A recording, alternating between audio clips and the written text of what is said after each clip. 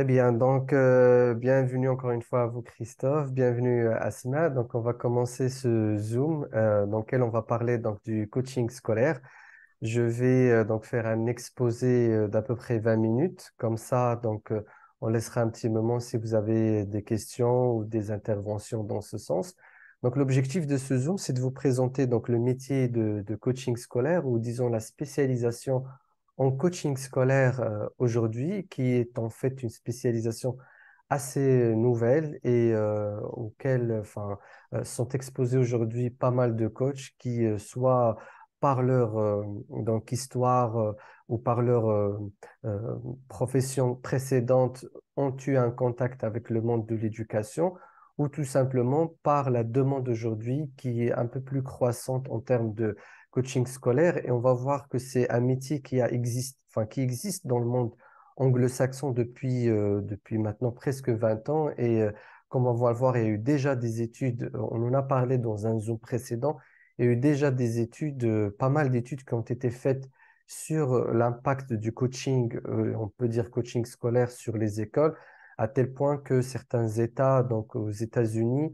imposent donc aux écoles donc de signer des contrats annuels avec des coachs pour l'accompagnement donc des élèves et des études, et des enseignants. Donc c'est un concept qui existe ailleurs et que dans la francophonie est assez nouveau.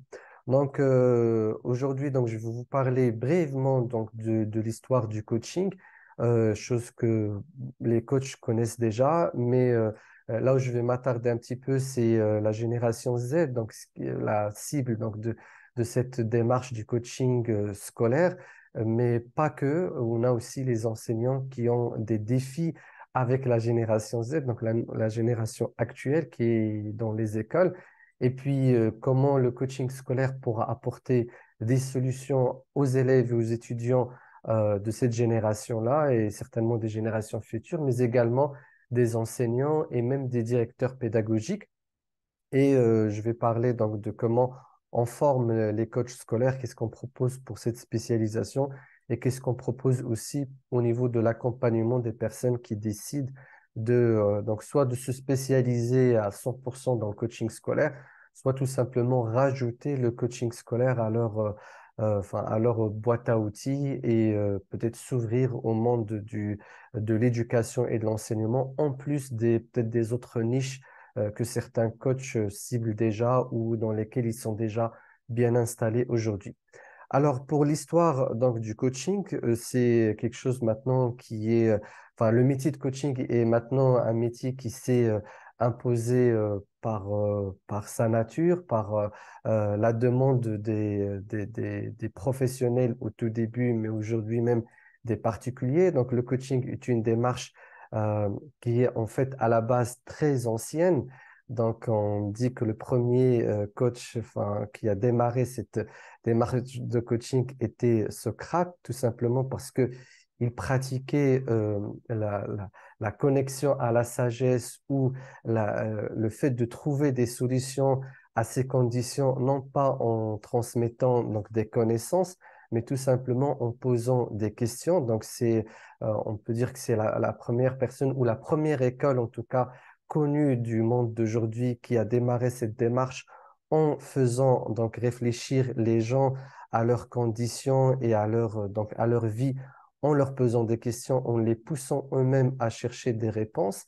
Et du coup, par cette méthode de questionnement, en fait, les gens s'interrogeaient sur des choses déjà évidentes et de fil en aiguille, on appelle ça la maïeutique, donc qui fait que les gens se reconnectaient à eux-mêmes, se reconnectaient à leur environnement, voyaient des choses qu'ils ne voyaient pas ou voyaient des choses de manière différente. Et ça faisait que les gens arrivaient du coup à se dire, tiens, c'est bon, ok, j'ai trouvé la réponse à ce que je cherchais. Et en fait, la réponse est souvent une solution à leur problème ou à leur situation. Et du coup, cette solution est tellement adaptée à leur contexte, à leur environnement, du fait qu'ils viennent de leur propre réflexion et de leur propre démarche, chose que la personne qui questionne ne connaît pas, parce que on attend à être expert dans n'importe quel domaine, on reste toujours ignorant de la condition de l'autre, des spécificités de l'autre, du contexte particulier de l'autre, on reste toujours imprégné par notre propre expérience de vie, mais cette démarche de questionnement fait que la personne devient experte de sa propre condition et se révèle à elle-même par rapport à sa condition. Et du coup, quand cette idée est révélée par la personne, elle est tellement pertinente, tellement adaptée à son contexte qu'on appelle ça de la sagesse. Donc, c'est tellement sage qu'on a appelé ça de la sagesse et du coup, ça a donné la philosophie, donc l'amour de la sagesse, parce que ce sont des idées pertinentes adaptées au contexte de l'individu. Et on- enfin, Socrate, il faut savoir qu'à l'époque, ne faisait pas ça avec des érudits ou des gens enfin, qui avaient un certain savoir. Il pratiquait ce questionnement-là ou cette chose qu'on va appeler plus tard la philosophie dans les marchés, donc dans les marchés, dans les quartiers. Donc, on venait le voir, donc toute catégorie de personnes venaient le voir. Il disait alors, qu'est-ce que tu penses de tes problèmes avec mon fils, avec mon employeur ou peut-être avec ma femme ou mon mari. Et donc, il posait des questions et les gens donc partaient avec des réponses. Et ce qui était impressionnant à l'époque, c'est que chacun partait avec des réponses différentes, même si lui posait des questions différentes. C'est qu'après, il y avait des personnes qui se sont rendues compte de la pertinence de la démarche, qui se sont regroupées autour de lui, donc Platon et ainsi de suite. Donc d'autres érudits qui commençaient à noter, d'ailleurs Socrate était contre le fait d'écrire, et donc on a noté et la démarche et le résultat de la démarche. Mais avec les années, les siècles, donc c'est les résultats de la démarche qui sont restés, donc des idées, des réflexions qu'on a appelées philosophie, mais du coup, on a oublié la démarche de la philosophie en elle-même, qui était le fait de poser des questions. Bon, tout ça a fait le voyage du temps jusqu'à l'ère donc des siècles de l'industrie. Donc, je fais un grand saut et où on a commencé donc à avoir des problématiques dans les milieux de travail que vivaient pas les agriculteurs. Il faut savoir qu'on est passé principalement des métiers de l'agriculture aux métiers de l'industrie. Donc l'agriculture ça reste quand même des travaux difficiles et le bâtiment, ça restait des travaux difficiles, mais ça restait quand même des travaux qui étaient assez écologiques liées au mouvement du soleil. Donc, les gens travaillaient la journée, dormaient la nuit, passaient quand même. Enfin, il y avait quand même un équilibre entre vie personnelle et professionnelle jusqu'à l'invention de la fameuse donc, lampe. On a commencé à travailler le jour et la nuit et on a commencé donc à construire ce qu'on appelle aujourd'hui des usines. Et en fait, ces conditions-là ont fait que le travail commence à prendre sur la vie personnelle, sur les conditions physiques, sur les capacités émotionnelles et psychologiques. Et on commence à avoir des soucis à titre émotionnel et psychologique liés à l'intensité de l'activité que les humains on commence à avoir. Il faut savoir que le week-end, c'est quelque chose qui a été inventé, je pense, après la Deuxième Guerre mondiale. Il n'y avait pas de week-end, les gens travaillaient toute la semaine, il n'y avait pas des jours de repos, il y avait la demi-journée, on allait à l'église peut-être, enfin, ça dépend des cultures. On avait un jour qu'on consacrait à des activités religieuses, mais sinon, les gens commençaient à travailler 12 heures, à travailler par des horaires et non pas par le mouvement du soleil. Du coup, ben, on commence à avoir des conditions de stress et de ce qu'on appelle à l'époque les maladies donc, psychologiques. Il y avait l'hystérie, donc il y avait tout un domaine sur les maladies psychologiques qui avaient eu leur naissance à l'époque. Et du coup, il y avait la naissance de la psychologie, donc un domaine qui va traiter l'esprit humain, qui va soigner l'esprit humain. Et donc, dans ce domaine-là, on devait d'abord classer les gens par maladie, par trouble, et qu'on pouvait les accompagner ou accompagner leur psychologie, leur esprit, leur état émotionnel. Une fois, on les aura classés comme des personnes malades ou ayant un trouble. Et ceci jusqu'à la Deuxième Guerre mondiale, on commence à avoir des personnes saintes d'esprit qui n'ont pas de problème et qui voudraient quand même être accompagnées par un professionnel de l'esprit. Et donc, dans ce cas-là, c'est un psychologue ou un psychiatre, mais il y avait un conflit parce que les gens se disaient, ben, moi, je suis pas malade, mais j'ai tout de même envie d'être accompagné. Alors, des personnes qui faisaient cela n'existaient pas, en tout cas dans le milieu médical, mais existaient dans un milieu auquel on ne s'attendait pas, c'est dans le milieu sportif. C'est dans le milieu sportif où on a des personnes donc saines d'esprit, mais qui devaient travailler, avoir un niveau de performance et donc un stress d'une intensité incroyable, parce que les sports aussi se sont développés, sont devenus une industrie euh, économique. Et du coup, bon, il y a l'exigence, on faisait plus le sport pour s'amuser, on le fait pour gagner. Et du coup, c'est devenu quelque chose d'assez vital pour les sportifs. Et donc, il y a des personnes qui se sont rendues compte que, enfin, il y a Timothy qui avait écrit le livre le Inner Game of Tennis, le jeu intérieur, si on peut le traduire comme ça, du tennis, où enfin, on dit que c'est le premier à avoir révélé que l'entraînement technique, la technicité ne suffisait plus pour les sportifs pour réussir dans les compétitions, qu'il a remarqué que le côté émotionnel, donc le côté peur, angoisse, frustration, impactait énormément donc la technicité des sportifs et que il y avait une dimension psychologique à prendre en compte quand on travaillait en tant que sportif. Donc à l'époque, il y avait des entraîneurs et lui, il est venu avec l'idée que non, il faut quand même intégrer l'aspect psychologique pour travailler avec les sportifs de haut niveau. Donc pouvoir travailler de manière intense ne suffit plus, il faut quand même être bien dans sa peau. Alors, ce qui s'est passé, c'est que tout simplement ces entraîneurs, et ça a commencé dans le sport, donc du tennis principalement, à croiser d'autres catégories de personnes qui n'étaient pas des sportifs, mais qu'après la Deuxième Guerre mondiale avaient le même niveau d'exigence que les sportifs de haut niveau, c'est les PDG d'entreprise, donc les managers principalement. Pourquoi? Parce qu'il y avait le défi donc, de l'internationalisation des entreprises. Donc, on est parti d'une usine ou d'une société qui était gérée par le fondateur et le patron à une usine qui était éclatée en plusieurs entités sur un continent, sur un pays, sur un continent et sur plusieurs continents. Du coup, on a des gens qui doivent travailler 16 heures, voire plus par jour. On est revenu à la condition première, c'est-à-dire qu'ils n'ont pas de week-end, qu'ils doivent voyager une grande partie de l'année et donc qui ont croisé ces coachs sportifs, peut-être dans les terrains de tennis ou autres, mais en tout cas, c'était les mêmes problématiques, c'est-à-dire ces PDG remarquaient que leurs décisions étaient mauvaises et leur impact sur leurs équipes et voire toute la société était très néfaste. Quand eux, ils n'étaient pas bien, on a commencé à constater que des PDG en stress extrême faisaient des décisions qui impactaient les cours des actions des entreprises et voire même l'évolution de ces entreprises. Donc, ils ont croisé donc, ces entraîneurs qui finalement leur disaient, bah, c'est le même problème, il faut se sentir bien dans sa peau, il faut savoir gérer donc, son état émotionnel pour pouvoir gérer tout le travail qu'il y a derrière. Et du coup, ces personnes-là, bah, elles se sont appelées des coachs dans le sens où, dans les deux cas, ils accompagnent, parce que coach en anglais, c'est aussi le nom de la caravane, et le cocher en français, c'est la personne qui transporte. Donc, l'idée, c'est qu'ils étaient capables de les transporter vers leurs objectifs, vers la destination qu'ils désiraient.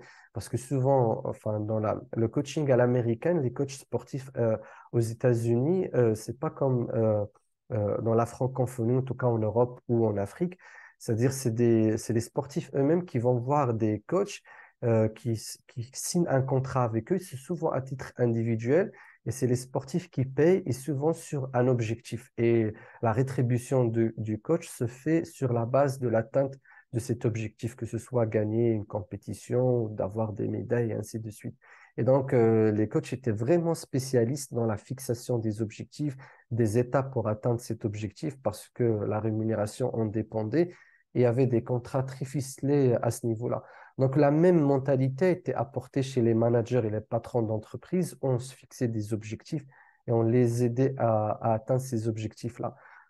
Maintenant, tout est, il y avait, enfin, je ne vais pas faire une longue histoire par rapport à tout ça parce qu'il y avait aussi, donc, à l'époque, l'école de Palo Alto en Californie qui faisait des études dans ce sens-là, donc qui essayait de voir tous ces psychothérapeutes, coachs qui avaient ce qu'ils appelaient des magiciens, qui arrivaient donc à faire révéler le potentiel humain, à les faire progresser. Donc, ils étudiaient pas mal de personnes. Il y avait donc un centre de recherche à Palo Alto qui a eu un grand impact sur le développement personnel et le coaching. Et à partir de cela, on a découvert que le travail de toutes ces personnes-là était juste un travail au niveau de la communication et que finalement, c'est des personnes très, très douées dans l'art de la communication. Et dans l'art de la communication, la partie qu'ils maîtrisaient le plus, c'est l'art de poser donc des questions, donc de pouvoir amener des questions qui font réfléchir et qui font révéler les capacités de l'être humain à trouver ses propres réponses, qu'on appelle aujourd'hui dans le coaching les ressources internes et externes, et qui visaient donc faire progresser les gens dans leur milieu tout en respectant leur écologie. Donc, cette démarche-là, elle a eu donc enfin, un grand succès auprès des managers, ensuite des cadres, ensuite des employés. Aujourd'hui, au niveau des particuliers, on parle du life coaching au coaching de vie, tout simplement parce que ces coachs-là ont une particularité, c'est que dans cette démarche de coaching, il y a un principe fondamental, c'est celui du non-jugement. Donc, on ne classe pas les gens, on les définit pas en tant que malades ou à trouble ou quoi que ce soit. Donc, c'est des gens qui sont axés sur la progression, sur l'avancement, certes en dépassant des problèmes, en réglant des choses, mais sans s'attarder sur une sorte de psychanalyse très longue ou sur le fait de caser un individu dans une case que en psychologie, enfin, vu la nature du métier de psychologue ou de psychiatre, c'est de soigner une maladie, alors qu'il y a beaucoup de gens qui se disent, mais moi j'ai envie certes de parler, d'être écouté, d'être accompagné par un professionnel qui connaît la condition humaine ou la psychologie humaine, mais j'ai pas envie que je sois classé comme personne malade parce que je ne pense pas être malade. J'ai juste des choses que j'ai envie de régler ou des choses sur lesquelles j'ai envie d'avancer. D'ailleurs, souvent, quand les clients viennent voir un coach, on remarque souvent enfin,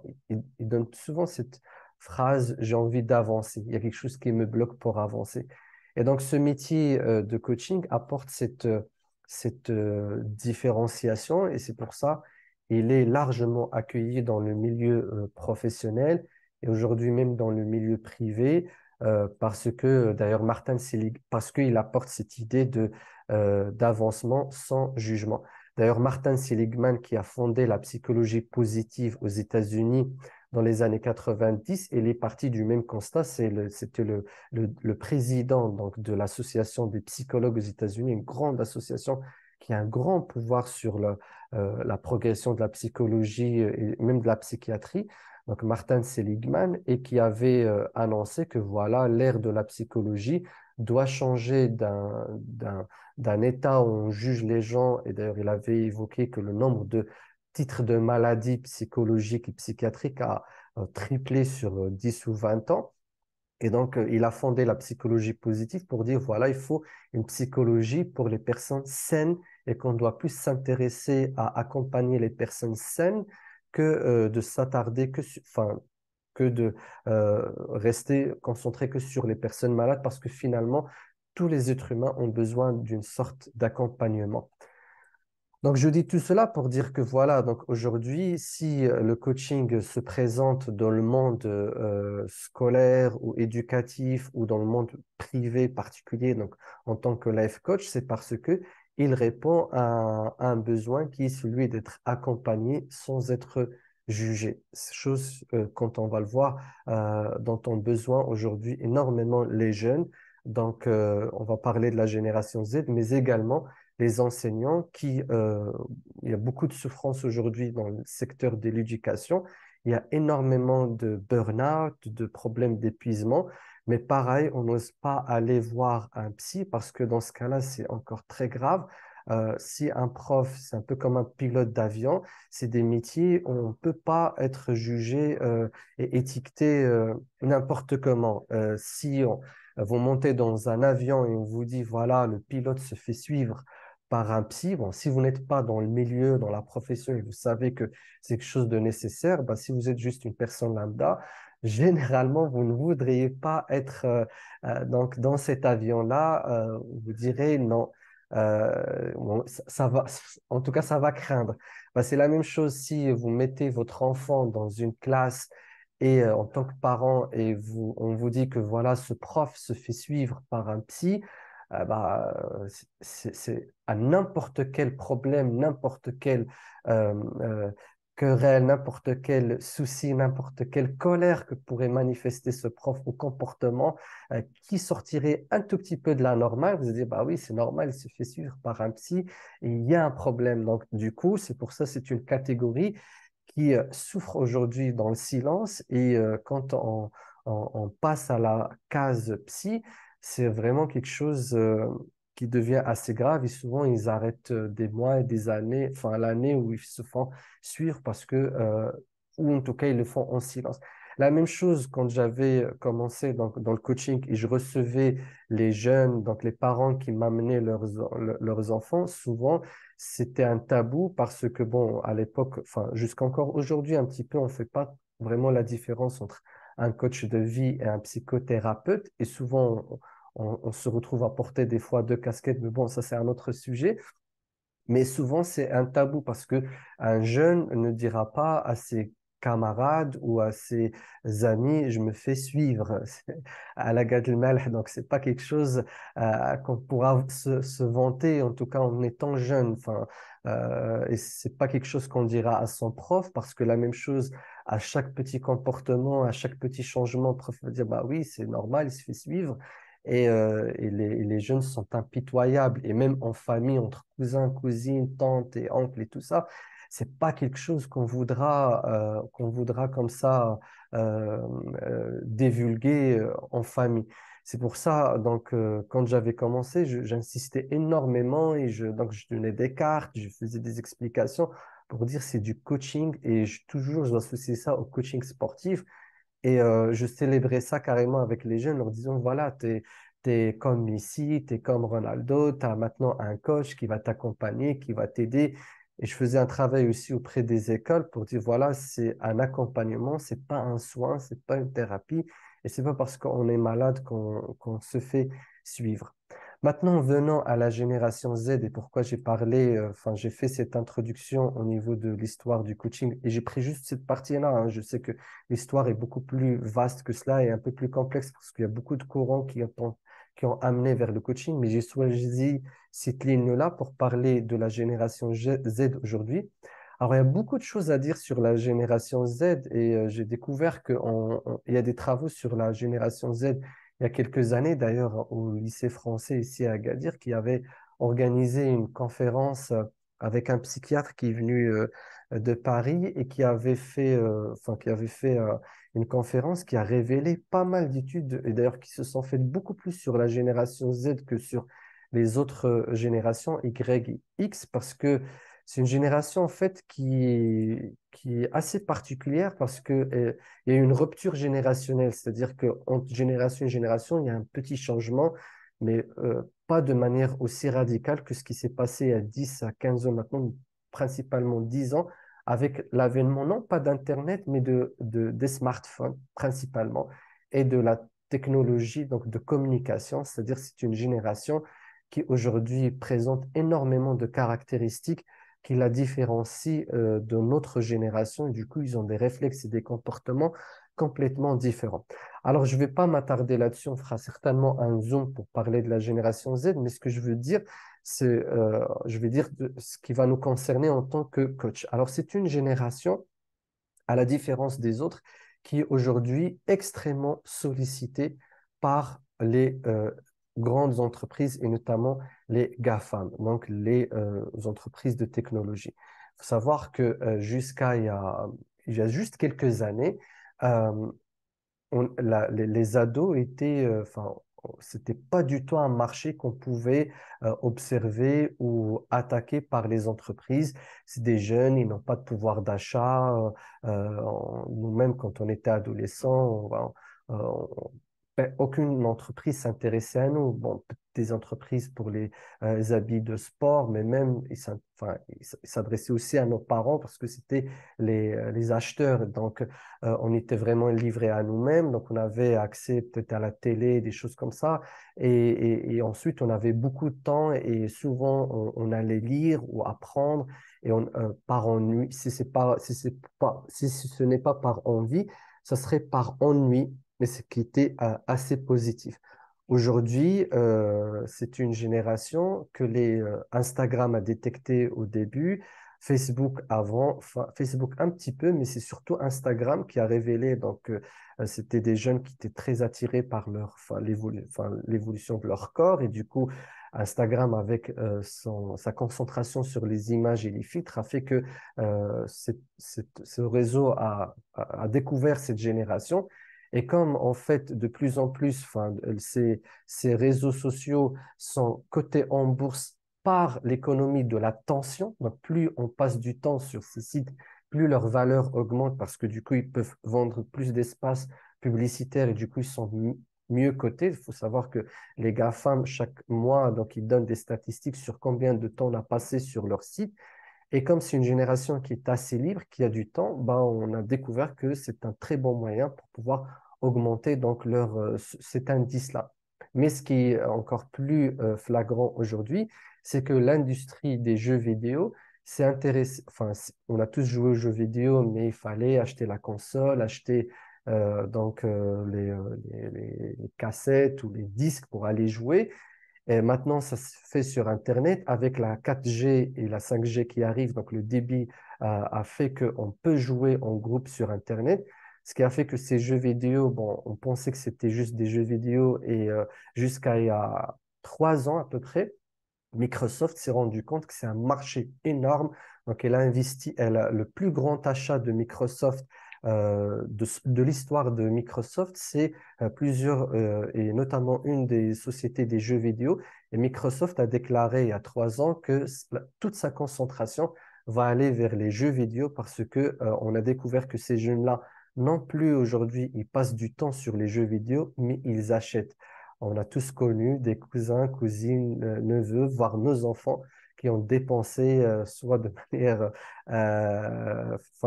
manière voulue ou maladroite une certaine somme d'argent pour acheter des armes, des tenues sur les jeux vidéo. Et il faut savoir que c'est aujourd'hui un marché qui se compte en milliards de dollars. Juste vous tapez sur Google Microsoft et jeux vidéo, vous allez avoir une série de déclarations où Microsoft dit que ça va être son terrain de chasse pour les années à venir et que tout l'enjeu va être les jeux vidéo. Ils sont en train de travailler, d'ailleurs en silence, parce qu'après ils ont arrêté de parler de cela. Ils sont en train de créer une sorte de Netflix pour les jeux vidéo. Il y a aussi, chose qui n'existait pas avant, les plateformes donc, de streaming, et notamment Netflix, qui a découvert par hasard que certaines séries attiraient énormément les jeunes, et du coup, on a découvert que c'est en fait la population qui pouvait passer le plus de temps sur Netflix, et avec donc, tout ce qui a été découvert aujourd'hui sur la dopamine, comment on pouvait rendre les gens accros à travers une histoire, des notifications et tout, donc c'est devenu une population extrêmement sollicitée. Donc, je le dis par humour, mais c'est assez triste parce que on le voit aujourd'hui, ils sont presque dans le même état de stress que les PDG, c'est-à-dire ils ont des résultats à atteindre au niveau de leur scolarité qui leur prend du temps, mais en même temps, ils sont trop, trop, trop sollicités par des jeux aujourd'hui qui sont interminables, des jeux de stratégie. Je dis pas que c'est mauvais, je ne juge pas tout ça, c'est juste que j'essaie de voir la réalité où le coaching aujourd'hui, pourquoi il est euh, très demandé, il sera encore plus demandé et qui pourra apporter une solution, c'est que c'est une population qui est maintenant en conflit avec sa mission de base, qui est celle d'étudier et de réussir dans ses études. Et comme l'école n'a fait aucun progrès dans ce sens, j'ai fait une vidéo hier sur l'intelligence artificielle et l'école, et en fait, l'école, elle s'est arrêtée au livre. Donc, quand il y avait les audios, les vidéos, YouTube, aujourd'hui, l'intelligence artificielle, les jeux vidéo, l'école a fermé ses portes par rapport à tous ces outils-là. Elle est restée sur le tableau et le manuel scolaire. Donc, Imaginez les enfants quittent Netflix, quittent Instagram, quittent les plateformes de jeux, Twitch et tout ça, pour rentrer dans une école où ils voient un livre statique, un tableau statique, un feutre, c'est long, ça explique longuement, l'info ne passe pas très vite, alors que c'est des enfants aujourd'hui éduqués par TikTok, par les shorts, par les 30 secondes, une minute d'information, et on va les amener à un espace où brusquement tout devient très lent, très fade, très ennuyeux, et au lieu de enfin, chercher un moyen de mixer tout cela. Donc, c'est un autre sujet. En fait, il y a un grand décalage. Ce qui fait, les enfants vivent aujourd'hui l'école comme une prise d'otage, comme une prison, comme un endroit où on n'a pas l'info plus de la meilleure manière qu'il faut et on n'est pas forcément instruit. Il faut savoir que l'école, jusqu'à aujourd'hui, c'est pour ça qu'on croit que l'intelligence artificielle est une menace, tout simplement parce que l'école a toujours gardé cette idée d'avoir la notoriété et la notoriété de donner du savoir, chose que YouTube a cassée depuis maintenant pas mal d'années. L'école garde encore aujourd'hui l'idée qu'elle a le monopole d'évaluer et d'examiner et de certifier le niveau d'étude d'un élève. Et c'est pour ça, quand l'IA est arrivée, qu'on a trouvé qu'il y a d'autres outils par lesquels les élèves peuvent donc passer des examens, ça a fait un grand trouble au niveau aujourd'hui des écoles. Et du coup, il y a beaucoup de choses qui doivent être élucidées dans ce sens. Maintenant, ce que j'aimerais dire, c'est que c'est une population qui stresse énormément. Alors, j'avais étudié Martin Seligman en 2008-2009. C'est un grand expert de la dépression. Il a passé 30 ans à étudier, à étudier la dépression. Et à l'époque, j'en ai souffert, donc j'avais étudié ses livres. Et il a des livres, enfin, il a un livre surtout qui aide à guérir de la dépression qui est génial. C'est Le pouvoir de l'optimisme. Il donne la méthode en psychothérapie, d'ailleurs, qu'il préconise énormément. Il a fait beaucoup de recherches. C'est un chercheur qui avait découvert que grâce à la TCC, on pouvait soigner de manière irréversible la dépression, contrairement aux médicaments. Et donc, qui disait qu'il avait fait un test, je me rappelle toujours de ça, il disait que ce test ne pouvait se faire qu'avec les personnes qui avaient 18-20 ans et plus, et qu'il ne faut pas parler de dépression pour les adolescents. Il dit qu'à l'âge de 16, 17, 15, 16, 17, 13, 14 ans, on ne peut pas parler de dépression, ça n'existe pas. Jusqu'à il y a maintenant 3 4 ans, bah, je peux vous garantir que je n'ai pas de recherche, je n'ai pas de preuves, mais j'en ai reçu beaucoup, pas mal, je ne vais pas dire beaucoup, mais pas mal, qui vivent des burn-out, des dépressions, comme j'en ai connu, parce que j'ai démarré ma carrière en entreprise, donc avec des managers et des cadres dans la même situation, c'est-à-dire des jeunes de 14, 15, 16 ans, des cernes comme ça, tous les symptômes du burn-out. Donc, j'en ai une, la dernière que j'ai eue, donc il y a un mois, elle avait des symptômes assez poussés du burn-out. Elle fermait les oreilles, pouvait plus supporter les bruits, elle ne dormait plus, elle n'allait plus à l'école et donc on pensait qu'elle avait une sorte de maladie, mais je demandais qu'elle aille voyager, enfin qu'elle aille sur la plage, rester quelques jours à sa demande d'ailleurs, c'est elle qui a voulu cette approche-là et avec une prise de magnésium. Au bout de quelques jours, certains symptômes ont disparu. Elle est revenue. Je lui ai demandé combien de temps elle voudrait rester encore chez elle. Pendant 3 semaines, elle voulait juste que son père ne lui parle plus d'études et elle est redevenue tout à fait normale. Ça veut dire qu'il y avait vraiment un problème de burn-out. Et ça, on en a de plus en plus. Martin Seligman disait qu'il ne faut pas parler tentative de suicide que pour des cas pathologiques assez poussés. Bah, je vous garantis que j'en ai eu aussi cette année. J'ai eu un cas où un enfant de 13 ans et demi qui a fait une tentative de suicide à cause d'un 13 en maths. C'est juste parce que son père a travaillé avec lui et qu'il ne voulait pas décevoir son père et ce 13-là était pour lui la fin du monde. Donc, je pense que ce n'est pas dû uniquement à ce 13 en maths, je pense que ce sont des jeunes fatigués. Donc, ils restent jusqu'à minuit. J'avais un groupe de coaching que j'accompagnais, donc j'essaie de discuter avec eux sur les jeux vidéo et tout. Et donc, je découvre des choses qui m'étonnent toujours. C'est-à-dire, j'ai eu un jeune qui me parlait du fait que, voilà, il fait des nuits blanches parce qu'il participe à un concours de jeux vidéo, donc de stratégie, qu'il est connecté avec d'autres. Enfin, carrément, il gagne de l'argent. Alors, il a 15 ans, il gagne de l'argent, bon, 50 euros peut-être par 2 semaines ou quelque chose comme ça.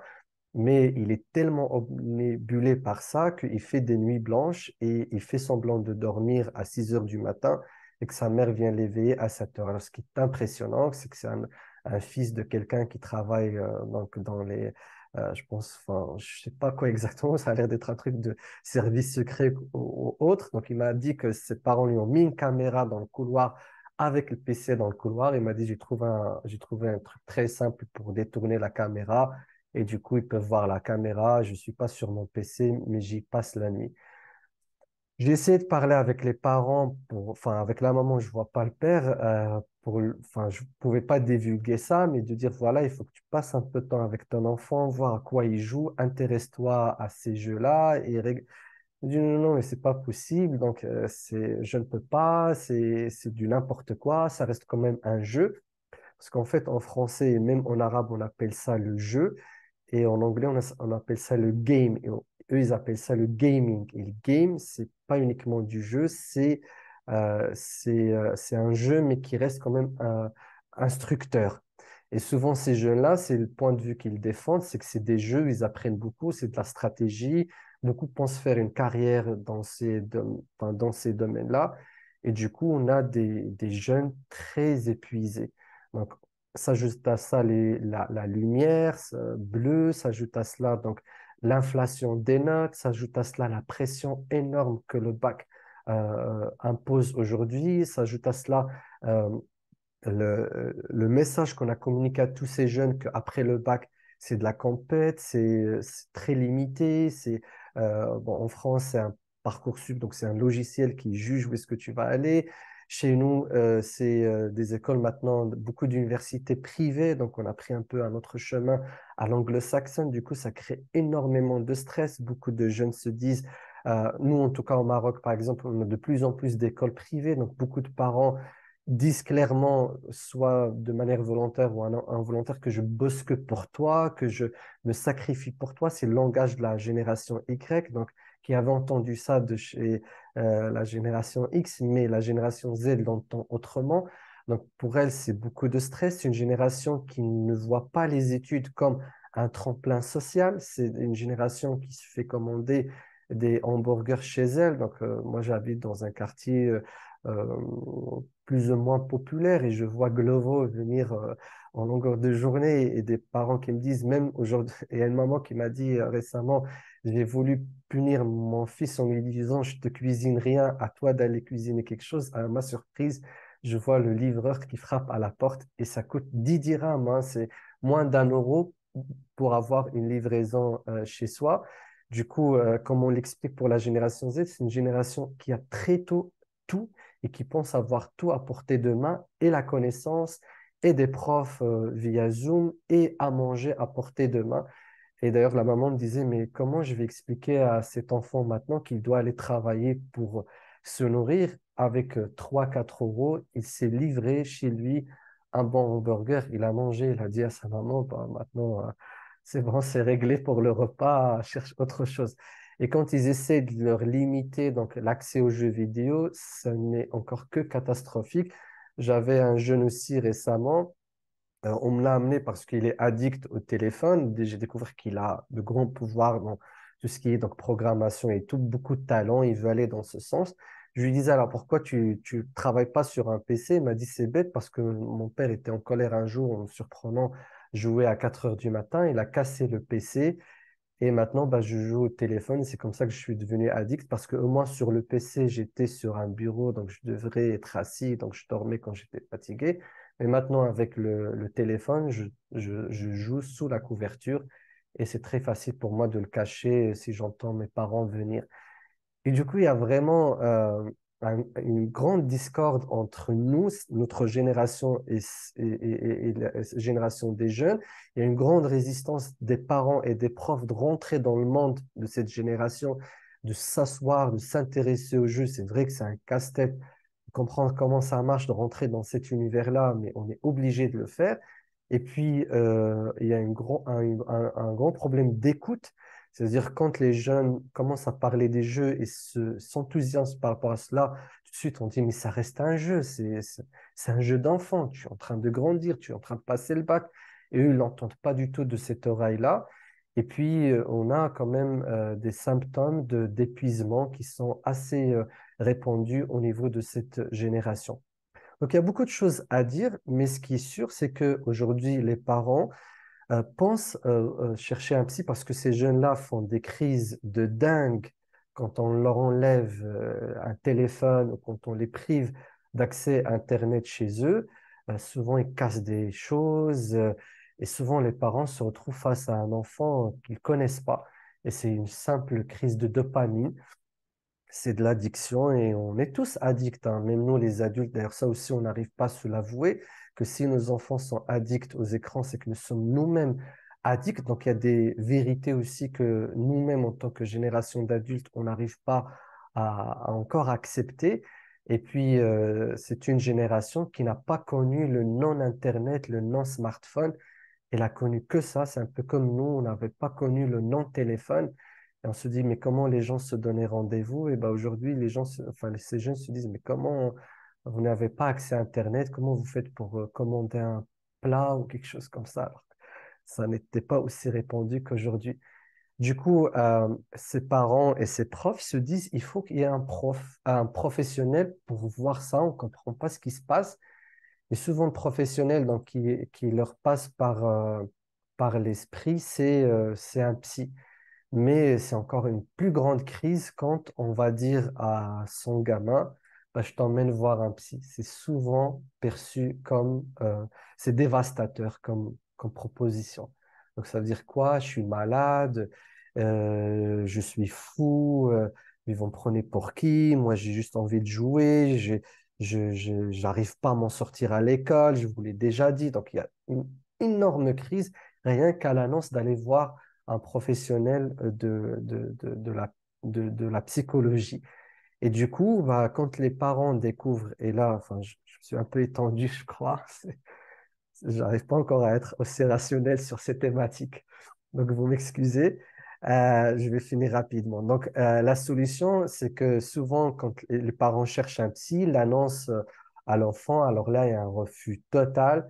Et c'est là où le coaching scolaire peut se proposer comme solution. Alors, le coaching scolaire, c'est peut-être pas le bon mot parce que ça fait un peu, peut-être pour les personnes qui sont dans le primaire, collège, ça passe, mais pour beaucoup de professionnels, des coachs, ils disent, mais moi, je vais accompagner aussi les étudiants, les enseignants au niveau de l'éducation, mais faute de mieux, mais disons, c'est un coaching éducatif, coaching pédagogique si on veut, même si pédagogique, c'est autre chose.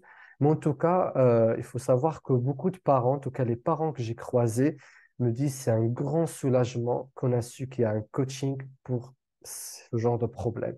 Parce que finalement, on sait mieux le vendre et souvent, je briefe les parents pour vendre l'idée du coaching euh, à leurs enfants et c'est très important, ces premiers mots qui vont être utilisés et cette première explication, ce qu'on appelle dans la formation le cadre du coaching, parce que quand c'est raté, si le moindre mot glisse qui va signifier que l'enfant il a un problème psychologique, c'est raté.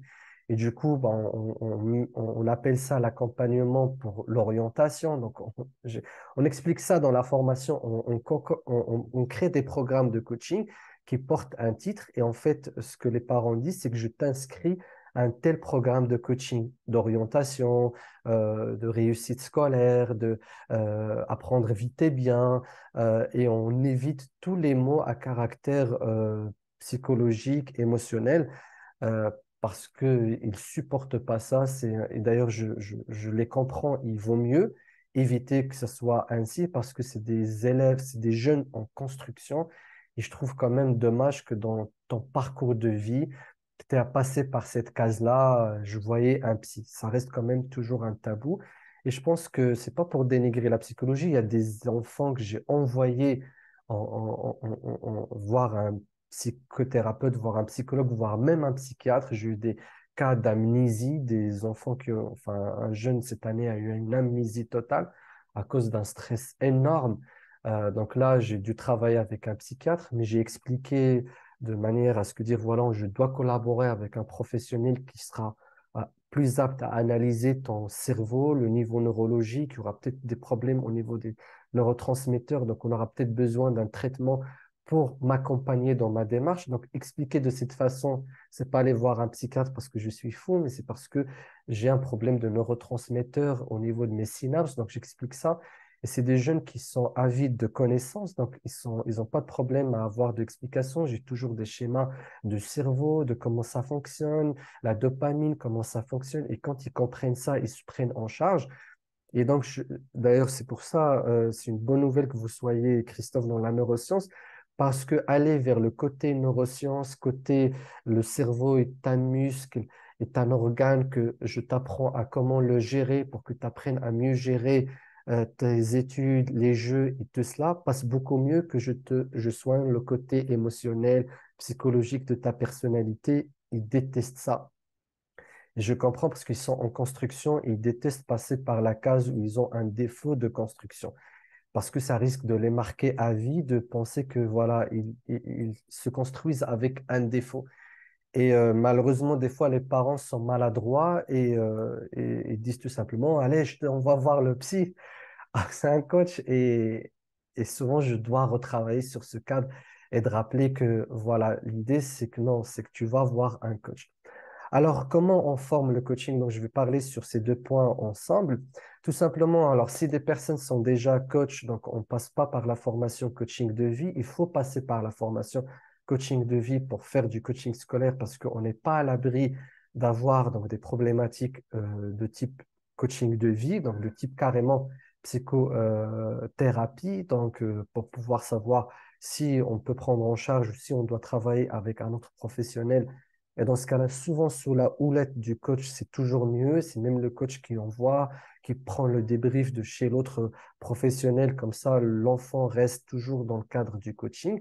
Et dans le coaching scolaire, en fait, ce qu'on apprend dans la formation, c'est tout d'abord de savoir que c'est un coaching très c'est un coaching très particulier où vous avez en fait les parents, les deux parents qui des fois sont d'accord et des fois ne sont pas du tout d'accord, qui communiquent et des fois qui ne communiquent pas, et un enfant qui à la base n'est pas d'accord pour être accompagné. Pour lui, il est sain d'esprit, il est très bon, il est enthousiaste, il adore ce qu'il fait. C'est juste ces parents-là qui ne comprennent pas ce qu'il est en train de faire et qui sont démodés, qui ne voient pas le monde comme il est et que entre eux, avec ses autres camarades, tout se passe bien parce que quand même l'adolescent, il se construit une image par rapport à ses pairs et non pas par rapport à ses parents.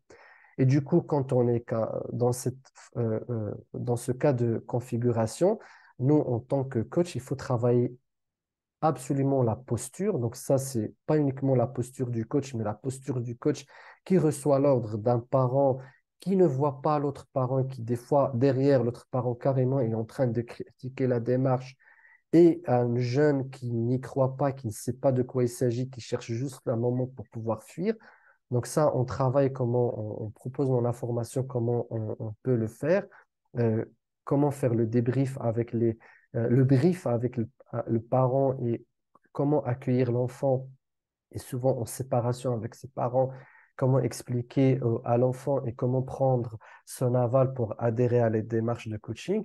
Et puis, on travaille aussi avec des outils. Donc, ce qu'on propose, nous, dans la formation, c'est de rester un peu dans le cadre scolaire. C'est-à-dire, on a souvent des imprimés, donc des outils imprimés. Donc, là, on fait du coaching, mais on ne reste pas que dans la pure introspection, question-réponse qu'on pourrait faire avec un adulte. Non, on lui donne des travaux à faire, il répond à des questionnaires, il travaille sur des exercices. On essaie toujours de rester dans un aspect où il travaille intellectuellement, mais avec des traces. Parce que souvent, et ça par expérience, quand ils font que des séances d'introspection sans qu'il y ait de livrable derrière, ben, ils vont voir avec les parents, ils leur disent alors, j'ai rien fait, au fait, je sais même pas ce qu'on a fait.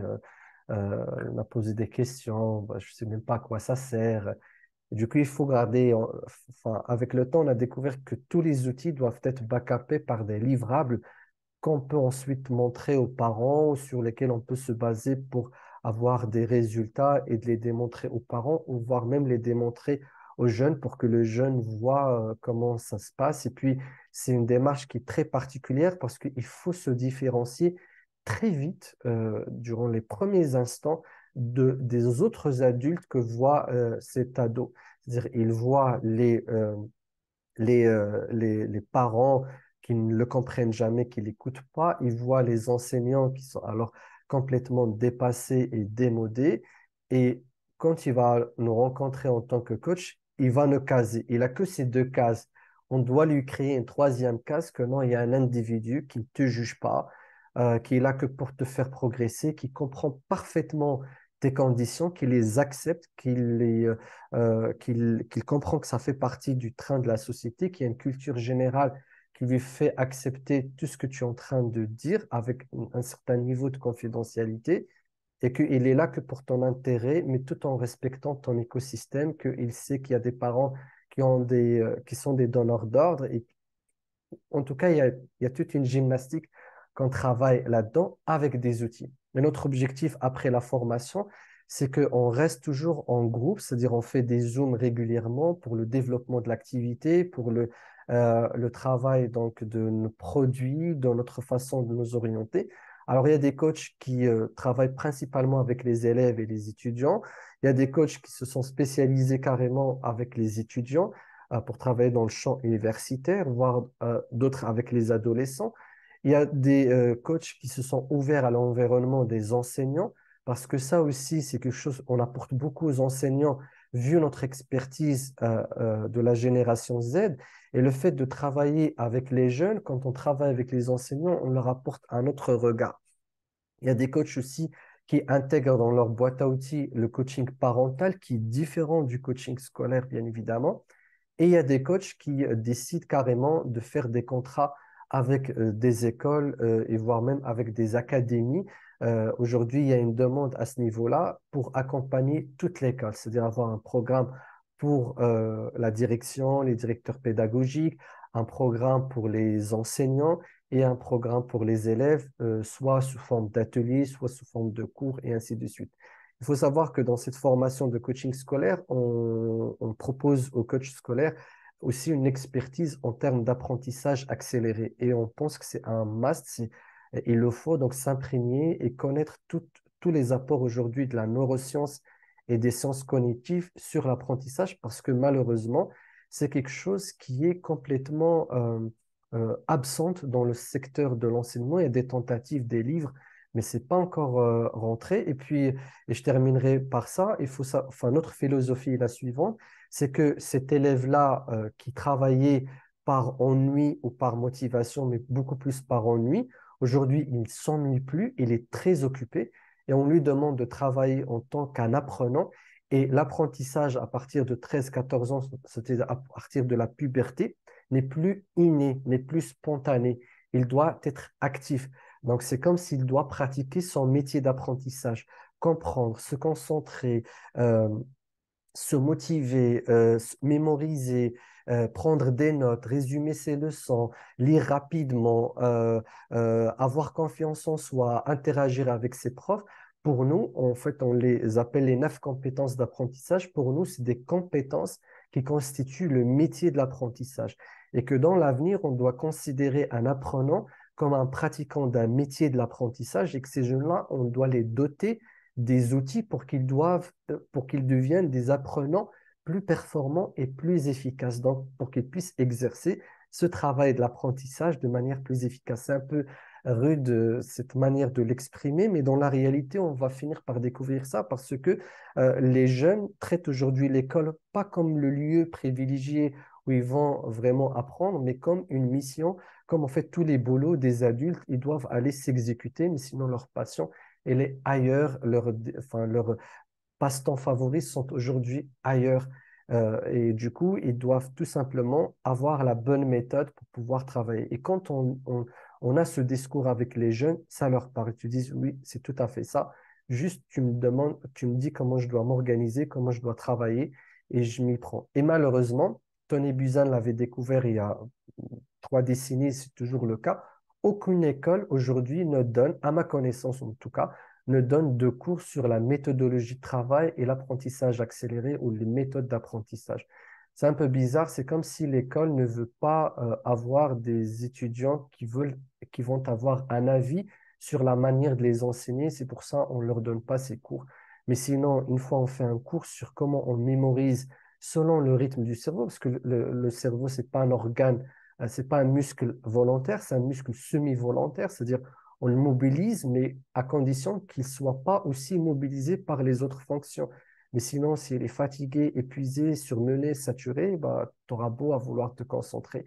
Ils n'y arrivent pas. Et les jeunes, ils posent des questions très primaires par rapport à ça. Ils se disent, mais je ne comprends pas pourquoi à l'après-midi, je n'arrive pas à me concentrer. Mais c'est normal, tu viens de déjeuner, tu es fatigué, tu t'es levé trop tôt, tu as mal dormi. Et je découvre que c'est des évidences pour nous, étant donné que c'est notre quotidien, mais pour les jeunes, c'est une révélation. Ils te disent donc, je n'ai pas besoin de me concentrer l'après-midi. Tu dis non, bah, il y a des niveaux de concentration. Juste, tu prends des notes et tu essaies de te rappeler d'un minimum, mais sinon, les cours de l'après-midi, c'est plus ou moins raté. C'est les choses que tu dois réviser après parce que souvent, ta concentration, elle est basse et le système, il est fait ainsi, on n'y peut rien. Et quand vous dites ça à un jeune, il dit, voilà, au moins quelqu'un, souvent il y a des jeunes qui disent ça à leurs parents, au moins j'ai découvert quelqu'un qui me comprend. Et c'est ça l'apport du coaching, et je terminerai avec cette phrase. Donc, si vous avez des questions, des intervenants, enfin des interventions, on n'est pas nombreux. Si vous avez le temps, moi, je suis disponible si vous voulez qu'on en discute encore davantage.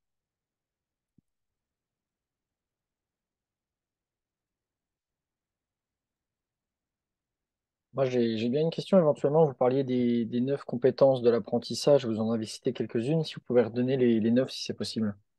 Alors, en fait, il y a d'abord l'organisation. Je me suis trompé sur une. Il y a l'organisation. Donc, en fait, si on veut apprendre, il va falloir savoir s'organiser en suivant son rythme biologique, savoir l'impact du rangement et savoir l'impact du moment où on doit travailler, pas travailler, comment travailler. Donc, c'est un ensemble de compétences inspirées de ce qui se passe dans les entreprises, mais également inspirées de la physiologie et des neurosciences, donc l'organisation. La compréhension, en fait, on pense qu'il suffit d'expliquer quelque chose pour que je puisse le comprendre. Non, il y a des techniques. Puis il y a des rythmes de compréhension, des styles de compréhension des élèves, donc la compréhension, la mémorisation, la concentration. Donc ça, c'est principalement les compétences cognitives. Puis il y a la motivation. On considère que la motivation, il faut savoir comment se motiver, comment ça se passe, comment je peux me mobiliser pour faire une action que je n'aime pas, ce qui veut dire la motivation. Ensuite, nous avons la prise de notes, pouvoir résumer des leçons, pouvoir lire rapidement et pouvoir avoir confiance en soi. On a intégré cette compétence confiance en soi parce que le milieu scolaire est un milieu où beaucoup d'élèves donc subissent énormément d'harcèlement de tout type, de tout degré, que ce soit des adultes ou des jeunes. Et du coup, quand c'est cassé, au lieu de juste de l'aider à développer sa confiance en lui, de lui dire voilà comment tu peux t'y prendre les prochaines fois. Et donc, pour chacune de ces compétences, nous avons un aspect théorique et un aspect pratique. Et l'idée, c'est de donner de l'autonomie à ces élèves quand ils passent par le coaching. D'ailleurs, on leur dit le coaching, c'est quelques fois dans la vie, c'est pas tout le temps. Et une fois que tu travailles sur une compétence, ben, on te donne les outils pour que tu puisses la développer par toi-même au cas où tu as une rechute, au cas où tu passes à l'université, ben, tu te rappelleras de ce que nous avons travaillé ensemble. C'est pour ça on essaie d'avoir des outils de travail imprimés qu'on lui donne sous forme d'un dossier et qu'il les garde. On lui dit, tu peux réviser les exercices que nous avons fait ensemble si tu vois que tu as une rechute au niveau de tes performances scolaires. On essaie de donner ce caractère sportif aux études en disant, voilà, la base, c'est de donner du leadership. C'est pas abstrait, tu peux maîtriser ça. C'est l'apprentissage, l'école, tu peux la dominer et dominer ta capacité à apprendre et à réussir ta scolarité comme tu le souhaites.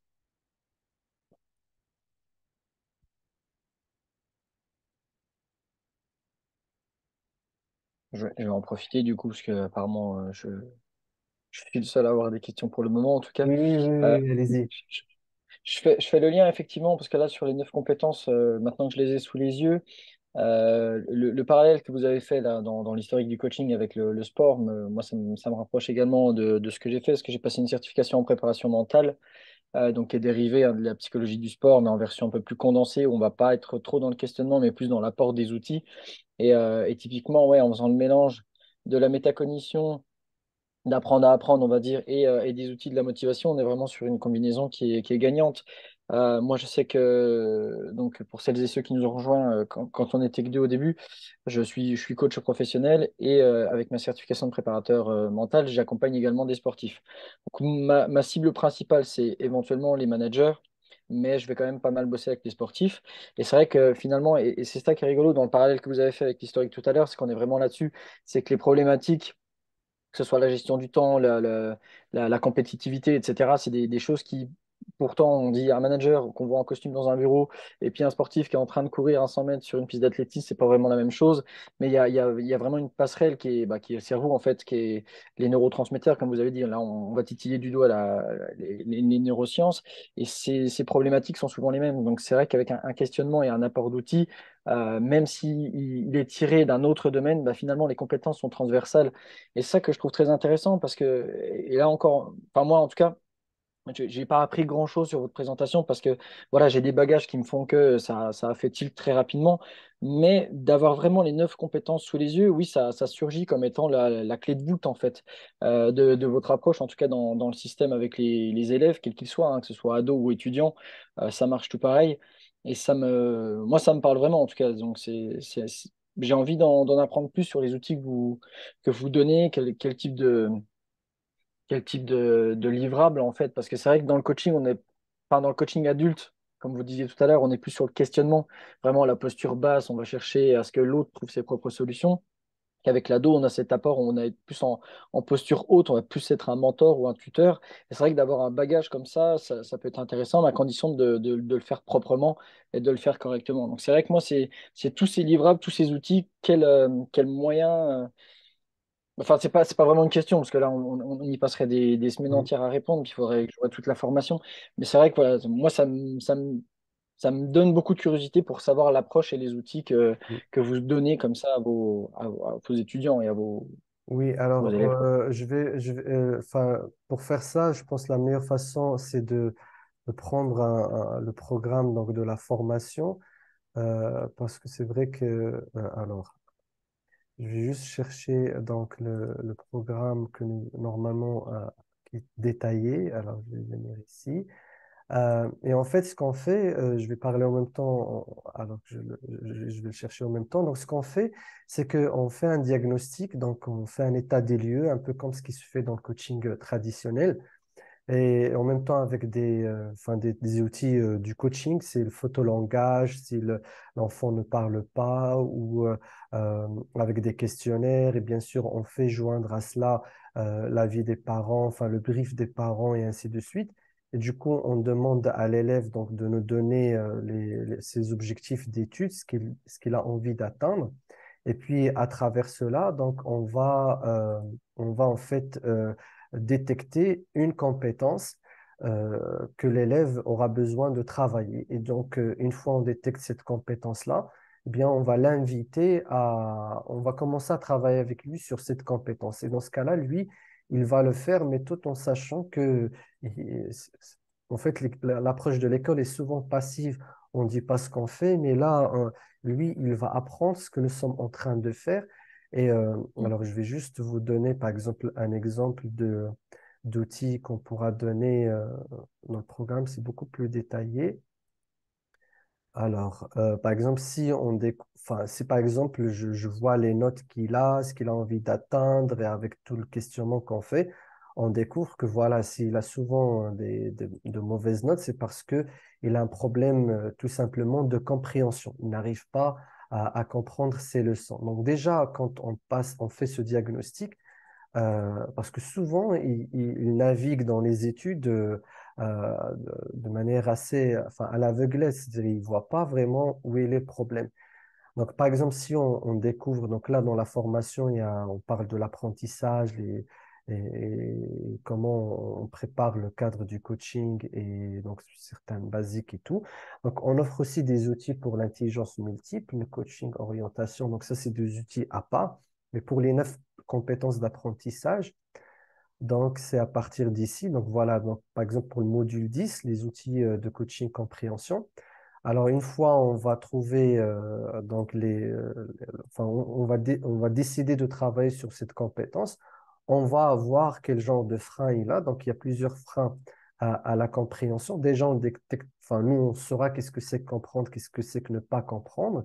Et enfin, il y a plusieurs freins à la compréhension, notamment c'est souvent soit les mots sont difficiles et des fois il y a l'effet halo chez les jeunes. Ils croient qu'ils ont compris un mot et en fait ils l'ont pas vraiment compris. Ils sont surpris de découvrir qu'un mot qui s'utilise assez souvent n'ont pas le vrai sens des mots. Ils ont un problème des fois de relationnel avec le prof. Ils jugent tellement le prof négativement qu'ils ne l'écoutent plus. Ils ont parfois un problème de complexe vis-à-vis de la matière. Des fois, c'est la matière qui est très complexe. Ils sont plus dans le concret. Il y a beaucoup d'êtres humains qui sont plus dans le concret, dans des exemples palpables que dans l'abstrait, que le prof a plus une orientation à donner de l'abstrait. Il y a des élèves qui ont besoin de voir un schéma devant eux pour pouvoir expliquer. Donc, on va aller dans l'exploration, c'est un peu c'est du coaching, de l'exploration du frein. Et puis ici, on a quelques techniques.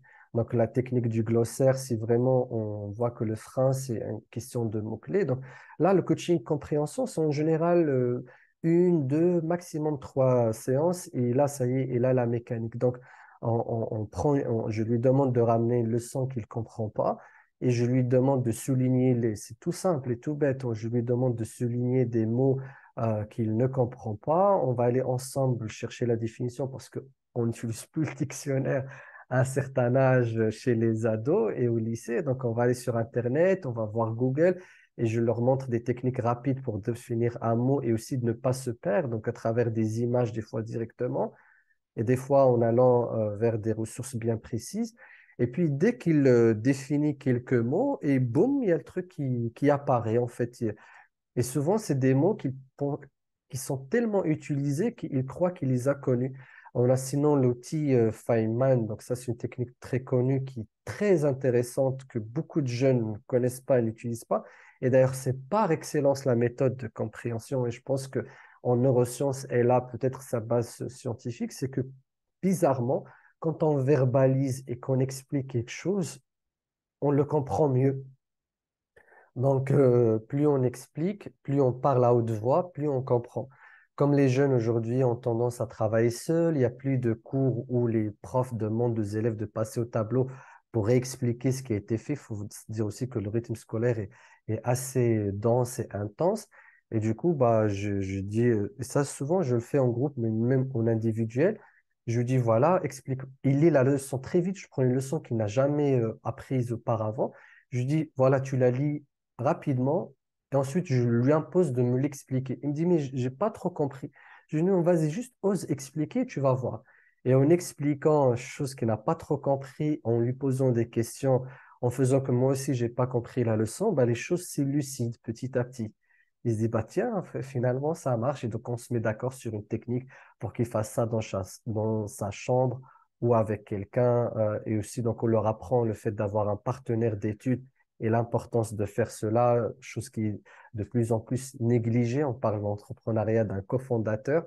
Je leur dis, dans les études aussi, il faut avoir un partenaire d'études. Il faut le garder que pour ça et avoir une relation pour ça. Ensuite, on a d'autres techniques, le sketchnoting qui est récent, mais c'est tout simplement le gribouillage. Donc, il y a des personnes, plus ils dessinent un concept ou une leçon, ils la comprennent mieux. Et aussi le pouvoir des analogies. Et c'est là où l'intelligence artificielle peut être très utile. Donc, il y a des leçons. Il faut que j'ai une analogie dans la vie réelle pour que je puisse mieux la comprendre. Et puis, il y a des jeunes, on découvre bizarrement que, par exemple, en maths, ils n'arrivent pas à comprendre parce qu'ils n'ont pas les bases. Ils n'ont pas juste les...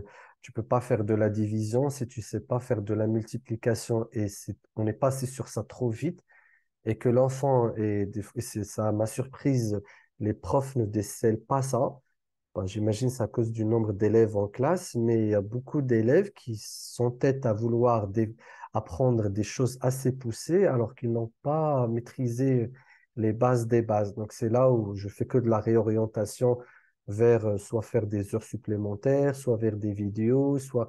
Mais je sensibilise ici l'élève ou l'étudiant que voilà, tu peux pas faire de l'expression écrite en une langue étrangère si tu n'as pas, tu maîtrises pas les trois temps. Et des fois, ils s'entêtent à le faire alors qu'il fait des fautes de conjugaison. Alors je leur dis, va revoir ta conjugaison d'abord. Et puis, et souvent, ils ont un complexe. Ils se disent, mais je peux pas, ça, je l'ai vu il y a quelques années, je pense l'avoir. Et je leur explique que non.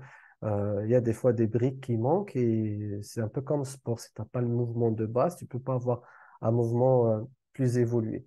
Donc ça, c'est un exemple. Et puis, je le réconcilie avec le manuel scolaire. Ça aussi, c'est quelque chose. Tout ce que je présente dans la formation, c'est du vécu, c'est du pur vécu. Je ne sais pas si c'est le cas en France, mais c'est un phénomène assez bizarre ces dernières années au Maroc, c'est que les profs n'exigent plus le manuel scolaire, il n'est plus utilisé comme base d'études. Et bizarrement, les manuels scolaires ont énormément évolué, sont très sympas, super bien faits avec, enfin, ils essaient de simuler un petit peu ce qui se passe sur Internet. Et souvent, quand je demande aux élèves, est-ce que vous sortez le manuel, est-ce que tu le travailles chez toi? Ils me disent non, on fait des résumés, je travaille sur le cahier. Et le prof, carrément, il imprime des résumés, il les colle sur les cahiers, même au lycée. Et donc, pour certains groupes, enfin, et pour certains élèves, je leur redonne cette capacité à retravailler par eux-mêmes sur un manuel scolaire et de comprendre la leçon par eux-mêmes. Sinon, on fait aussi un travail d'aller faire des recherches sur YouTube et je leur explique que voilà, sur YouTube, il faut que tu trouves la bonne personne. C'est comme si tu cherches un prof. Tu peux pas te balader sur plusieurs vidéos.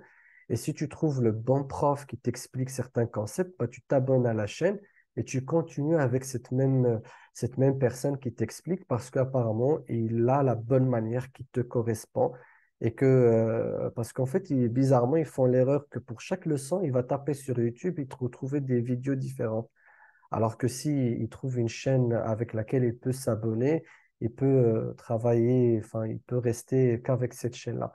Donc l'idée, c'est pour qu'il ne se disperse pas. Donc ça, c'est un exemple de série d'outils dans la compréhension, la concentration, pareil. Bon, on découvre, là, il faut vraiment découvrir enfin, la neuroscience de la concentration, que c'est pas quelque chose qu'on peut comme ça demander à volonté, qu'il y a un rythme biologique à respecter, qu'il y a une prédisposition, il y a des styles de concentration, que chacun a sa manière, donc on fait d'exploration. Et puis là, c'est du travail qu'on fait en one-to-one, c'est de leur apprendre à rester attentif sur un sujet banal, comme observer, je ne sais pas, je prends une graine par exemple, et je leur demande de l'observer pendant plusieurs minutes et ensuite de la dessiner et que c'est un truc tellement banal qu'ils doivent mobiliser leur attention. Que je leur explique que s'il n'y a pas de concentration, il y a juste de l'attention. Et cette attention, elle doit être mobilisée et qu'ils sont en conflit d'attention. Parce que quand ils me disent, là, je ne sais pas encore une fois si c'est le cas en France, mais au Maroc, tout le monde et tous les profs disent à leurs parents, ton enfant ne se concentre pas, il a un problème de concentration. Alors, même quand je vais aux écoles, et ça aussi pour les enseignants, je leur dis, est-ce que, d'ailleurs, c'est ce que je dis à l'élève et aux parents, des fois, les parents viennent affolés, ils me disent, mais mon enfant, il ne se concentre pas. Je lui dis, mais est-ce qu'il se concentre sur un film, sur son jeu vidéo? Ils me disent, oui. Je dis, voilà, il n'y a pas de problème de concentration. Il y a un problème de mobilisation de l'attention. D'ailleurs, ce mot, on doit l'abolir, concentration, et de parler d'attention. C'est que l'enfant mobilise son attention vers un autre sujet. Alors, quand les enfants me disent, mais je suis trop distrait en classe, je lui dis, à quoi tu penses? Il me dit, je pense à mon jeu, à la compète, à ceci, cela. Je lui dis, non, donc tu es concentré sur cette pensée-là. Donc, tu n'as pas un problème de concentration, tu as un problème de distraction où ton attention est attirée. Et ce qui est intéressant ici, c'est que quand on essaie de trouver pourquoi, bah, ils me disent, voilà, c'est ennuyeux et tout. Je ne suis pas dans le jugement. Je dis oui, si tu trouves que c'est ennuyeux, c'est que c'est certainement ennuyeux pour toi et c'est que certainement ennuyeux. Donc, c'est vrai que c'est difficile, ça ne t'intéresse pas, tu ne vois pas l'utilité. Et c'est ça aussi la génération Z, c'est une génération qui est très portée sur le sens et la conscience, voire même sur le cadre spirituel, pas religieux, mais dans le sens des choses. Et beaucoup de jeunes aujourd'hui te disent, mais à quoi sert la géo, pourquoi je dois étudier l'économie du Japon, pourquoi je dois étudier la géographie de la Chine, à quoi ça va me servir pour gagner de l'argent. Et c'est une génération aussi que de plus en plus on forge sur le fait d'aller gagner de l'argent. Ils te disent comment ça va m'apporter de l'argent. Et tout cela fait qu'il y a un problème d'attention parce que je fais attention qu'à ce qui m'intéresse. Et là, c'est des échanges qu'on va avoir, c'est une exploration. Une fois l'élève il découvre déjà le fonctionnement de cette chose-là, de cette compétence, ben, on peut ensuite l'aider à travers des méthodes. Donc, ça, c'est la concentration, ça se travaille devant moi, donc à travers des séances d'hypnose, d'auto-hypnose, de relaxation, à ce qu'il puisse reconnaître ses muscles, relaxer son corps pour pouvoir ramener son attention vers une idée qui ne l'intéresse pas, qui est ennuyeuse. Et puis, on va travailler sur d'autres techniques, méthodes comme Pomodoro, c'est la fameuse méthode des 20 minutes, 5 minutes. Et en fait, il faut pas, c'est des méthodes assez simples, mais si juste vous les donnez comme conseil à l'élève et qu'il aille chez lui, il ne va pas les faire. Donc ça aussi, il faut le savoir. Donc, c'est un peu comme sport, c'est le coach qui est là, qui fait rien, mais qui doit être là pour que son sportif fasse la chose.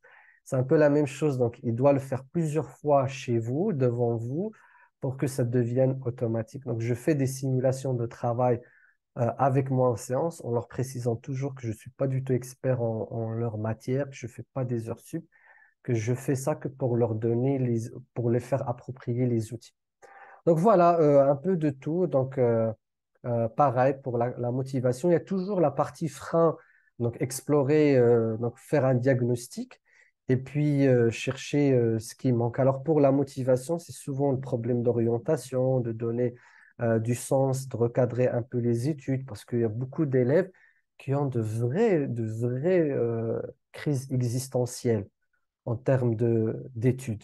Et les parents et les profs ont l'air de négliger ça jusqu'à ce qu'un jour, il leur dit, je ne vais plus à l'école. Et il y a eu beaucoup de cas comme ça. Alors en plus, ils vont aller sur YouTube, ils vont tomber sur un Robert Kiyosaki qui explique que voilà, le business, il faut très tôt démarrer par une rente. Ils tombent sur des jeunes à 23 ans. Là, je suis tout ça, hein. J'essaie de rester dans le milieu. Donc là, j'ai d'ailleurs un jeune Français qui a 23 ans, qui est devenu millionnaire, qui est étudiant en médecine. Donc il va expliquer, mais bon, et c'est le problème de YouTube et des shorts. Il va faire des shorts en 30 secondes. Mais c'est toute une vie, c'est toute une éducation, c'est tout un ensemble de circonstances que même ce jeune-là n'a pas pu contrôler et c'est un concours de circonstances, mais il ne va pas l'expliquer comme ça. Il va juste dire, voilà, j'ai deux, trois outils, il va tout faire pour avoir un certain buzz, un certain nombre de vues et tu vas voir les jeunes qui vont dire, voilà, regarde, il a 23 ans. Et, d'ailleurs, hier, je suivais Yomé Denzel, un grand qui avait fait un grand buzz en France, qui fait un buzz partout en ce moment, qui a offert une Porsche enfin, à son père, une Tesla à sa mère à 23 ans, qui fait du dropshipping. Et du coup, j'avais beaucoup de parents qui venaient, qui me disaient, voilà, mon fils, il a arrêté, je ne sais pas ce qu'il fait sur Internet, mais il ne veut plus aller à l'école. Du coup, bah, dans ce cas-là, c'est de vrais problèmes de motivation qu'il faut travailler avec beaucoup de délicatesse, de jamais juger, trancher, mais de rester dans une perspective de business plan. Je leur dis, OK, il n'y a pas de problème. Tu as un business plan, on va le travailler, on met ça et ça et ça. Maintenant, les études, OK, il n'y a pas de problème, tu arrêtes. Mais si ça ne marche pas au niveau du business, si tu as envie de voyager, si tu as envie de faire une telle école parce que tu as besoin de certaines connaissances, oui, Oumé Denzel, il est milliardaire à 23 ans, mais il a fait la business school, il est même allé faire un master à Harvard, chose qu'il ne te dira pas et que ses parents l'ont certainement aidé à payer cette école, chose qu'il ne dira pas non plus. Et du coup, je suis même obligé, hier, je cherchais un peu l'autre face de lui, donc des personnes qui le critiquaient, parce qu'il faut leur donner des preuves que voilà, il n'y a aucun problème, on t'encourage, mais tu n'as pas toute la vérité et que la vérité que eux, comme toi, ils ont travaillé très dur et que ils n'ont pas tout lâché pour une seule chose. Et c'est un peu le message qu'on donne aujourd'hui aux jeunes. Et ainsi de suite. Donc la mémorisation, pareil, c'est des techniques de mémorisation. Il y en a deux qui sont très connues, donc soit la technique des accroches ou la technique de la visualisation. Euh, donc voilà, donc pour chaque compétence, il y a des outils à avoir. Et ce qui fait, on essaie de les faire comprendre comment cette compétence se manifeste, il se met en place et comment ils peuvent la travailler. Et c'est en fait les 9 compétences qu'on a croisées avec tous les cas qui ont été coachés euh, en tant qu'adolescents et jeunes. Maintenant, ce qui est intéressant aussi, c'est de créer des cours, des ateliers, des formations pour les enseignants, et on encourage beaucoup à faire ça, pour que les enseignants apprennent aussi ces outils, au moins s'imprègnent de toutes ces connaissances, parce que on a vu que les enseignants qui ont fait, on a eu quelques cas d'enseignants qui ont fait la formation de coaching et voire même prendre les concepts de base du coaching et de forme, et c'est-à-dire juste partager ce qu'on sait, nous, en tant que coach, sur l'humain, sur la catalyse, la transformation, l'évolution. Et quand on donne ça aux enseignants, en tout cas, les enseignants que j'avais en formation m'ont dit mon regard de la classe a complètement changé, mon comportement a complètement changé. Je commence maintenant à savoir que tel et tel élève fait ça parce qu'il y a un historique, il y a quelque chose derrière. Et souvent, au début, j'étais étonné parce que je me disais quand même les profs, ils doivent être formés sur ça, mais c'est un peu comme dans pas mal de métiers. J'ai aussi découvert il n'y a pas longtemps que les gastros ne sont pas du tout formés à la nutrition, par exemple. Ils ont que 3 mois dans leur formation. Ils soignent l'intestin et l'estomac, mais ils connaissent rien de tout ce qu'on nous on sait sur la nutrition et ainsi de suite. Donc, c'est des problèmes aussi de connaissances qui doivent passer d'un volet à l'autre. Et ce qu'il fait en tant que coach scolaire, il faut envisager à la fois le coaching avec les élèves et les étudiants, mais à la fois des programmes de formation. Et je sais qu'aujourd'hui, ça doit être le cas en France, mais également ici, qu'il y a les académies, donc nous, ce qu'on appelle les académies régionales, donc l'institution ministérielle qui gère les écoles, ils ont des responsables ressources humaines, et maintenant, ils ont des budgets formation qui sont régionaux. Ils ont une grande liberté pour pouvoir choisir les thèmes et les formations, mais ils ont très peu de cabinets qui vont les approcher parce que c'est souvent un domaine qu'on considère un peu loin. Ils sont souvent approchés par des inspecteurs, par des anciens inspecteurs retraités, mais qui restent dans la théorie de l'éducation, de la didactique, des théories de la pédagogie. Ils ne sont pas du tout dans l'humain. Et on est surpris qu'ils ne soient pas dans l'humain alors qu'ils passent leur journée à travailler l'humain. Et en tant que coach, vous serez surpris par les réflexions, les messages, les phrases qui sont donnés par ces profs-là. Et nous, comme on est formé, on sait l'impact du mental et de la préparation de temps, on se dit, mais comment il ose dire ça en classe et devant tout le monde, et comment il ose insulter ou traiter quelqu'un en classe, et des fois c'est des écoles privées, des fois c'est la mission, des fois et c'est des grandes écoles en général, mais bon, ça reste quand même des profs qui viennent de différents milieux. Tu te dis, mais si le gars, le prof, il savait l'impact de cette phrase et que ça, c'est ce qu'a généré, d'ailleurs, c'est pour ça que l'enfant est chez vous, et il y a vraiment un problème. Donc, il y a vraiment un problème de transmission de tout ce que l'école Paolo Alto a découvert, tout ce que le développement personnel, le coaching et les coachings sportifs. Si on transfère ça aux enseignants, je suis sûr que l'environnement scolaire va changer et que les enseignants vont de plus en plus relativiser les comportements et les débordements de leurs élèves, quoi. Voilà.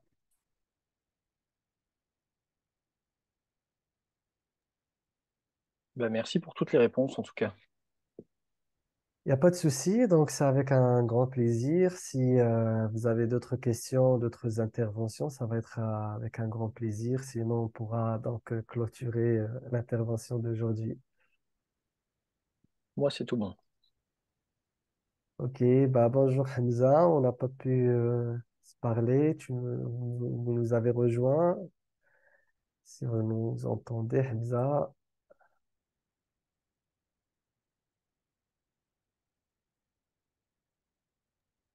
C'est fait cela aujourd'hui, je suis seulement un observateur. Ça fait vraiment un grand plaisir parce que je t'ai pas vu, ça fait vraiment un bon temps. Je t'ai vu donc avec les cheveux noirs à l'époque à l'INSA J'ai Agadir. vieilli. Oui, oui, un petit peu. Non, non, Du c'est la coup, sagesse. c'est Dans la les choses, sagesse, c'est ça. disons plutôt comme ça. Presque c'est 10 ans quand même, donc j'ai participé à plusieurs événements. Si vous vous rappelez, j'étais dans le club développement personnel et donc on a collaboré ensemble plusieurs fois. Donc D'accord. aujourd'hui, je suis comme un observateur, Ah, quelqu'un bienvenue. qui apprend de vous Bienvenue. toujours. Merci beaucoup, hein. Bienvenue. Bah, bienvenue. Merci à vous. Merci à vous tous pour Merci. votre présence. Merci à vous tous pour votre présence. Donc aujourd'hui, on aura l'occasion certainement d'échanger. Je reste ouvert à tous les échanges pour des perspectives si vous les avez. Pareil, Christophe, si vous avez des idées, vous avez besoin de quoi que ce soit à ce niveau-là, il n'y a aucun souci. On se donnera rendez-vous pour de prochains événements ou de prochaines rencontres. Merci à vous tous. Ciao, ciao. Merci à Merci. vous. Ça va. Au revoir. Bye Bonne bye. journée. Ça va. Bonne Merci. journée tout Merci, le monde. c'est Faisal. Bonne journée, au revoir. Et de Bonne Moubarak journée. Au Saïd. revoir. Au Au revoir. revoir.